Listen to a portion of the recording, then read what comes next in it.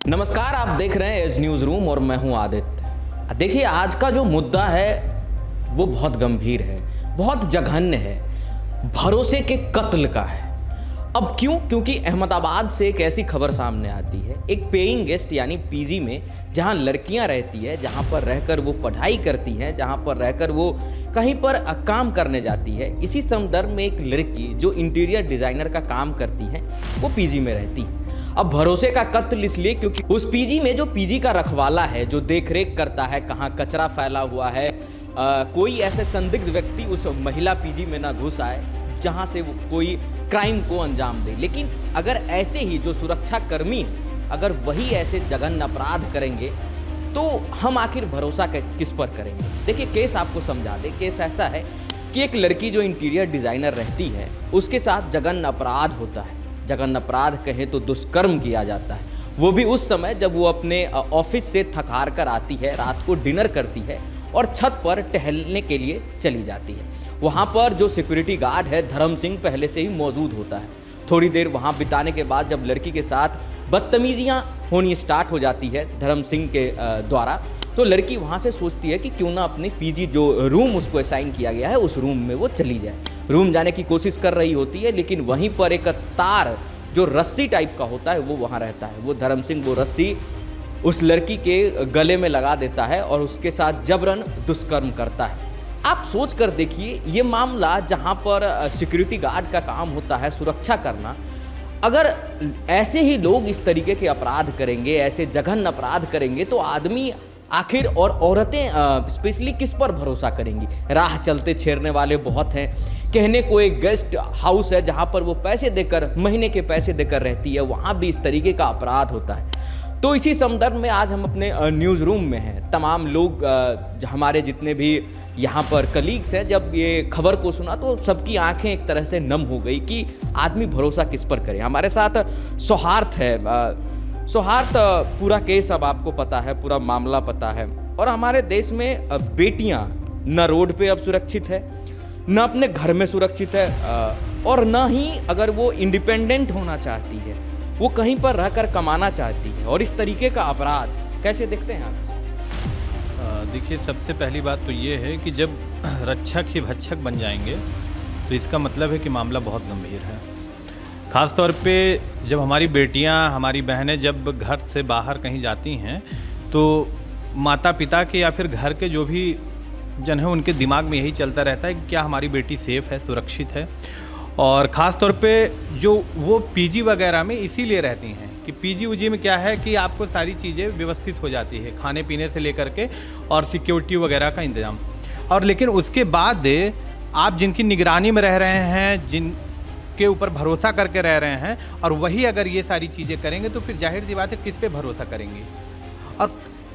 और वो फिर मतलब किस बेस पे वो बाहर जॉब कर सकते हैं या फिर बाहर अपनी शिक्षा दीक्षा पूरी कर सकते हैं, ये तो बहुत मतलब भयानक है। और ख़ास तौर पे ये एक शख्स के कारण ना पूरा समाज, आप समझ लीजिए कि एकदम लोग उसी नज़रिए से देखते हैं। किस पे लोग भरोसा करेंगे?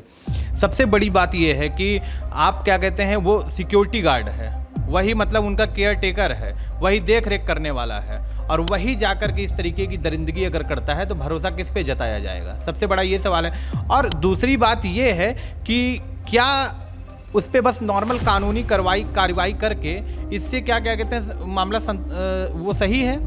क्योंकि आप देखिए तो लगातार ये चीज़ें हो रही है, पहली बार तो है नहीं। ये घटनाएं आपको, आप न्यूज़पेपर खोलोगे, आप न्यूज़ देखोगे तो आपको न जाने हर एक जगह इसी तरीके की घटनाएं सुनने को मिलती हैं। ऐसे ही दरिंदगी लगातार मिल रही है और डेली आप देख लीजिए। तो मामला ये है कि क्यों ये चीज़ें और बढ़ रही हैं और इस पर कोई रोकथाम नहीं हो रही है, क्योंकि सरकार इसके प्रति जो है, जो कानून है, बहुत ज़्यादा कड़ा करना पड़ेगा। इतना कड़ा प्रावधान लाना पड़ेगा कि लोगों को बार बार सोचना पड़े कि अगर ये चीज़ें हम करते हैं तो आप समझ लीजिए कि फांसी के नीचे इसकी सज़ा नहीं होनी चाहिए, उम्र कैद वगैरह भी इसके लिए नहीं करना चाहिए। इसके लिए ये करना चाहिए, हाथ पांव कटवा देना चाहिए, या फिर उनको क्या कहते हैं बीच रास्ते में जो है शूट करवा देना चाहिए। इस तरीके की जब कड़े प्रावधान आएंगे तो जो मतलब कि हमारी बहन बेटियों को वैसी दरिंदे जो हैं खुलेआम घूम रहे हैं अपनी आंखें लाल करके, खूनी भेड़िया बन करके, हैवान बन करके, तो वो तभी सबक सीखेंगे। नहीं तो इस तरीके से हर गली हर मोहल्ले पे ये खूनी भेड़िए आमतौर पे आपको मिलते रहेंगे। और सबसे बड़ी बात ये है कि लगभग हफ्ता भर पहले वो ज्वाइन किया था और इसमें ये बहुत ज़्यादा त्रुटि हुई है कि जो लोग अगर उसको क्या कहते हैं हायर करते हैं, जो इनको रखते हैं, तो ये लोग इनकी जांच पड़ताल क्यों नहीं करते हैं? इनकी प्रॉपर जांच पड़ताल होनी चाहिए, पुलिस वेरिफिकेशन होना चाहिए, तब ये सारी चीज़ें ठीक है। अब कोई भी आ रहा है, किसी को भी रख ले रहे हैं, ना आधार कार्ड ना कुछ, कोई तो जाहिर सी बात है वो सिक्योरिटी गार्ड है, कोई बड़े पद पे तो उसको रखे नहीं है, गार्ड है, वो देखिए किया और उसके बाद वो रवानगी ले लिया, भाग लिया। कहाँ कहाँ आप ढूंढेंगे? तो इसके लिए प्रशासन को और पुलिस को इस पे बहुत कड़ा रुख अपनाना पड़ेगा, खास तौर पे हमारी बहन बेटियों की सुरक्षा को लेकर के। और हमारी बहन बेटियों को भी इस पे थोड़ा सा कठिन होना पड़ेगा, कड़ा होना पड़ेगा। उनको ये नहीं, इनको इस सोच से हटना पड़ेगा कि कोई ना कोई हमारी सुरक्षा कर देगा और क्या कहते हैं रक्षा करने आ जाएगा, क्योंकि जो जिस पे वो क्या कहते हैं भरोसा जता रही हैं, जब वही ये सारी चीज़ें करेंगे तो किस पे करेंगे? तो इसका मुंह तोड़ जवाब उनको भी देना चाहिए। और लेकिन ये दें कैसे? कहीं ना कहीं वो जो पीछे से हमला कर रहा है वायर से उसकी गर्दन पूरी कस दिया, उसके बाद जो है क्या कहते हैं हम गलत किया है, तो बहुत ज़्यादा निंदनीय है। इस पर सरकार को कुछ कठोर कदम उठाना पड़ेगा। देखिए सवाल तो उठेंगे, सवाल उस पेइंग गेस्ट यानी पीजी के जो ओनर है उस पर भी सवाल उठेंगे। क्या आप जब धर्म सिंह जो सिक्योरिटी गार्ड है आपका, जब आप उसको वहाँ पर असाइन कर रहे थे एज अ सिक्योरिटी गार्ड, तो क्या आपने उसकी पुलिस वेरिफिकेशन कराई थी? क्या उसका आधार कार्ड पैन कार्ड को वेरीफाई किया था कि पूर्व में इसके पीछे कोई ऐसा संगीन अपराध इसने नहीं किया है? या सिर्फ आप कम पैसे के लिए, सिर्फ आप 10-15 हज़ार रुपये उसे देने के लिए कि आपका पैसा बचेगा, इसके लिए तो आप उसको हायर नहीं कर लिए? तो सवाल सरकार पे भी उठ रही है, सवाल पुलिस प्रशासन पे भी उठ रही है, और सवाल उस पेइंग गेस्ट के जो हैं वहाँ पर जो ओनर हैं, जो उस पेइंग गेस्ट को, पीजी को चला रहे हैं, सवाल उस पर भी उठेगा। हमारे साथ और भी हमारी कलीग्स है, श्वेता है हमारे साथ। श्वेता, सबसे बड़ी बात है कि आप एक लड़की हो और आप, जहाँ तक मैं आपको जानता हूँ काफ़ी टाइम से, तो आप भी यहाँ पर इंडिपेंडेंट रहती हो, आप भी एक फ्लैट लेके रहती हो। इस तरीके के जघन्य अपराध, और हम सारे अपने अपने कहीं पीजी, कहीं हॉस्टल्स, किसी में रहते हैं, हर जगह एक सिक्योरिटी गार्ड होता ही होता है। वो देखभाल करने के लिए, कचरा फेंकने के लिए, क्या है वो सबके लिए रहता है, आप में भी होगा। क्या आपको इस वारदात के बाद डर ऐसा कुछ हुआ कि ये भी इंसान कहीं वैसा ही नहीं हो? क्योंकि शक हो जाता है जिस ऐसे अगर अपराध सामने आते हैं। क्या कहना है इस पूरे वारदात पे आपका? आदित्य जी, सबसे पहले जो आपने मुझसे पूछा कि आप एक लड़की हैं, मुझे ये केसेस देखकर ही अपने आप में लड़की होने में बहुत तकलीफ़ होती है। और मुझे इस धरती पे हर उस लड़की के लिए बहुत तकलीफ़ होती है कि इस धरती पे कहीं भी आप किसी भी कोने में कोई भी लड़की कहीं भी सुरक्षित नहीं है। आज सिर्फ यही केस को मैं नहीं देख रही हूँ, हमने कल भी एक केस देखा था पाकिस्तान में, एक 18 महीने की लड़की का हुआ। 17 साल के एक बच्चे ने 18 महीने की लड़की किया। आप सोचिए कि ये दिमाग में, 17 साल के बच्चे के दिमाग में ये आ कहाँ से रहा है? सिर्फ 17 साल के बच्चे में ही नहीं, आज जो धर्म सिंह सिक्योरिटी गार्ड थे, नाम धर्म है और कर्म उनके ऐसे हैं कि उनको शायद नर्क में भी जगह न मिले, नर्क में भी मतलब वो जाने लायक नहीं रहेंगे। ऐसे ऐसे अपराध देख के मुझे हर दिन डर सताता है। मैं यहाँ इंडिपेंडेंट रह रही हूँ, मैं भी पीजी में रही हूँ, मैं पीजी से घर से ऑफिस जाती हूँ, तो मुझे भी लगता है कहीं ना कहीं हर मोमेंट पे कि जल्दी निकल जाओ, घर पहुँच जाओ, सेफली घर पहुँच जाओ, तब तक वो डर आपके दिमाग में रहता ही है। एंड बीइंग अ जर्नलिस्ट, ऐसे केसेस देख के तो हम औरतों को और डर सताता है कि हम कहीं सुरक्षित नहीं हैं। कोई लॉ एंड ऑर्डर, कोई सिक्योरिटी गार्ड, कोई पुलिस ऑफिसर्स, कहीं भी किसी लड़की की सुरक्षा के लिए कोई बना ही नहीं है। हमें ये डर, आई थिंक हम जब तक मर नहीं जाती, ये डर हमारे साथ ज़िंदगी भर रहता है। ऐसे केसेस को देख के जो सौहार्द जी ने भी कहा कि कड़ी से कड़ी सज़ा बना लीजिए, आप कुछ भी कर लीजिए, लेकिन आप उस इंसान के दिमाग का क्या कर पाएंगे जिसके दिमाग में ये पनप रहा है कहीं ना कहीं से? क्योंकि हम किसी ना किसी तरह लड़की को तो चेतावनी दे देते हैं कि आप अकेले ना निकले, आप अपनी सेफ्टी का ख्याल खुद रखिए। हम लड़की को ही सेफ्टी गाइडलाइंस देते हैं, पर उस मानसिक संतुलन का क्या, जो ये सोच रहा है, जो ये अपराध करने की कोशिश भी कर रहा है। और दूसरी बात, जिस लड़की के साथ ये आज हुआ है, आज उनके घर परिवार में भी और भी लड़कियां होंगी, वो वही सलाह आप अपने खानदान, घर परिवार की बेटियों को देंगे कि आप बाहर ना निकले, आप जॉब मत करने जाइए, आप इंडिपेंडेंट मत बनिए, क्योंकि आपके साथ ही हो सकता है मैं कहीं ना कहीं इन सब सलाहों से अब बहुत खुश हूँ कि ठीक है भाई, कम से कम वो लड़की बची तो रहेगी, क्योंकि ये अपराध तो कम नहीं होने वाले। रही बात वो 18 महीने की बच्ची हो, 3 महीने की बच्ची हो, या एक अडल्ट इंडिपेंडेंट वुमन हो, एजेस बदलते जा रहे हैं, सर्कमस्टांसेस बदलते जा रहे हैं, बट क्राइम वही है, होते रह रहे हैं। सही बात है। ये वैसी दरिंदे लोग, इनके आखिर इनके मस्तिष्क में, इनके मानसिक में आखिर ऐसा क्या चीज चलता है जिसके वजह से इस तरीके के जघन्य अपराध को वो कर देते हैं। वो ये नहीं सोचते हैं कि इस बच्ची का उम्र 5 महीने का है या उस बच्ची का उम्र 10 साल का है या 30 साल। मैटर ये नहीं करता है कि उस बच्ची क्या या फिर उस महिला का उम्र क्या है। यहाँ पर माइंड ये चीज़ करता है कि आखिर इस तरीके के इंसान सोचते किस तरीके से हैं। हमारे साथ साक्षी मौजूद है। साक्षी, बीइंग अ गर्ल, कितना मुश्किल होता है जब इस तरीके के न्यूज़, इस तरीके के खबर जब आपके सामने आती है, जब आपके फ़ोन पे, जब इंस्टाग्राम पे आपके पॉपअप होता है, तो किस चीज़ को सोचने पर आप मजबूर हो जाते हैं? See this news is very very disturbing. Ahmedabad में एक लड़की के साथ दुष्कर्म हो गया तब जब वो खाना खा के वॉक करने गई थी। Through this lens I want to ask people कि किस तरीके से आप हर बार बोलते हो कि लड़कियों की गलती होती है, बहुत सारे स्टेटमेंट्स निकल के आते हैं कि उसने ख़राब कपड़े पहने थे, उसने ये, उसने वो, लेकिन अब तो वो खाना खा के छत पे चले ना, मतलब लड़की सड़क पे ना चले, छत पे ना चले, यहाँ ना जाए, वहाँ ना जाए, किस तरीके से क्राइम रुकेगा? मुझे ये चीज़ तो बिल्कुल समझ ही नहीं आती। और as a girl I would like to tell you कि हम कितना भी रो ले कि रुक जाए, ये हो जाए, नहीं रुकेगा, क्योंकि जब तक इंसान की मानसिकता गटर वाली है ना, वो गटर वाली ही रहेगी। मैं आपको एक एक्सपीरियंस बताती हूँ। जब मैं अपने लास्ट टू लास्ट पीजी में रहती थी, वहाँ पे जो केयर टेकर था, ही वॉज ऑलवेज ड्रंक, और जो उसकी ओनर थी वो भी कुछ भी नहीं बोलती थी उसको, और जो लड़कियाँ थी उनको तो भाई रहना था। तो वही चीज़ है, इन लोगों ने अब मजबूरी क्रिएट कर दी है कि आपको रहना है, रहो, जाना है, जाओ, हम जितना सिक्योरिटी देंगे हम उतना ही सिक्योरिटी दे पाएंगे।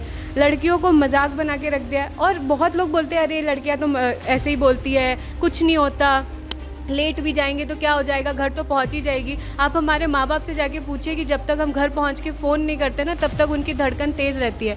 क्यों रहती है? उसमें हमारी कोई गलती नहीं है, लेकिन जो ये जानवर और हैवान घूम रहे हैं ना, सिक्योरिटी गार्ड का मतलब होता है सिक्योरिटी देना। किसको पता था जो सिक्योरिटी देने वहाँ बैठा है वही उसकी सिक्योरिटी की ऐसी की तैसी कर देगा? किस तरीके से सिक्योरिटी गार्ड का मतलब, वो 7 दिन पहले ज्वाइन हुआ है, वो लड़की उसको नहीं जानती, सिक्योरिटी गार्ड उसको नहीं जानता, ऊपर छत पे। एक बात बहुत ज़्यादा कमेंट सेक्शन में मैंने पढ़ी कि लड़की मतलब सेल्फ डिफेंस लड़कियों को आना चाहिए। कैसे आएगा सेल्फ डिफेंस भाई? आपने पीछे से स्ट्रैंगल किया उसके गले को, क्या कर लेती वो सेल्फ डिफेंस में? तो किसी की गलती ढूंढने से अच्छा है थोड़ा सा कानून स्ट्रांग हो जाए, लेकिन जितना भी बोल लो सिर्फ बातें ही रह जाएंगी। और हाँ, जितना होता है पर मिनट जो का रेशियो है वो रहेगा ही। किस तरीके से सॉल्व होगा, ना हम कर पा रहे ना आप कर पा रहे हैं। सही बात है। इस लेंस के थ्रू मैं उस लोगों से पूछना चाहता हूं जिसने इस पूरे वारदात पे ये कमेंट किया कि लड़कियों को सेल्फ डिफेंस आना चाहिए। क्या जो एक लड़की इंटीरियर डिजाइनर का काम करती है वो इंटीरियर डिजाइनिंग का काम छोड़कर रेसलिंग में भाग लेगी? और कोई एक, आपको भी पता है लड़कों के स्ट्रेंथ और लड़कियों के स्ट्रेंथ में जमीन आसमान का फर्क होता है। कोई लड़की को पीछे से आप एक लोहे के वायर से उसके गले को दबा दीजिएगा, वो लड़की कुछ नहीं कर पाएगी। ये तथ्य है, ये आपको मानना पड़ेगा।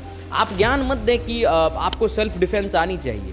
पहले तो आप अपनी मानसिकता ठीक करें लड़कों को लेकर, बाकी बातें होते रहेंगी। हमारे साथ रिद्धि मौजूद है। रिद्धि, आप भी लड़की हो, आप भी अहमदाबाद गुजरात से यहाँ आकर दिल्ली में काम कर रही हो, पढ़ाई कर रही हो, इतना दूर से इस तरीके का स्ट्रगल सिर्फ इसलिए क्योंकि आपको इंडिपेंडेंट होना है। और वो भी लड़की शायद वहाँ पर इंडिपेंडेंट होने के लिए ही आई होगी। जब इस तरीके के वारदात सामने आते हैं, कैसे देखते हैं आप?